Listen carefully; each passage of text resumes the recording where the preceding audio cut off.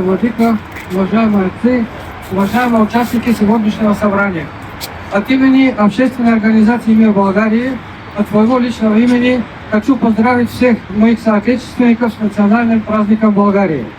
Поздравительный адрес в адрес болгары, которые живут в России, сегодня отправили и видные общественные деятели и политические деятели Болгарии, такие как народный депутат, профессор доктор Юлиана Матеева, профессор Ваня Добрева и многие другие. Освобождение Болгарии стало возможным только благодаря русско-турецкой войне, только благодаря тех погибших, которые оставили свои кости на территории Болгарии. Вместе сражались российские солдаты с болгарскими ополченцами против общего врага. В этом году Болгария отмечает 150 лет от апрельского восстания. Апрельское восстание – это кульминационная точка национально-освободительного движения Болгарии.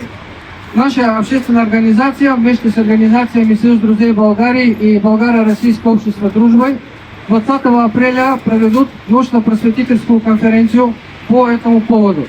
Я приглашаю всех, кто хотят принять участие и поддержать это мероприятие, связаться с нами. В этом году мы отмечаем и 150-летие Самарскому знамени, которое является символом духовного родства и боевого братства болгарским и российским народом.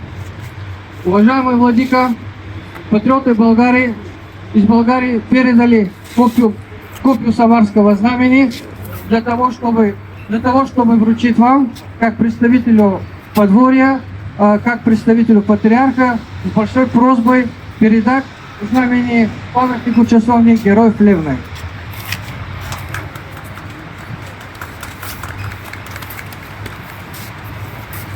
Пусть это знамя хранится в этой часовне и является ярчайшим свидетельством кровного родства, духовного родства братских народов России и Болгарии.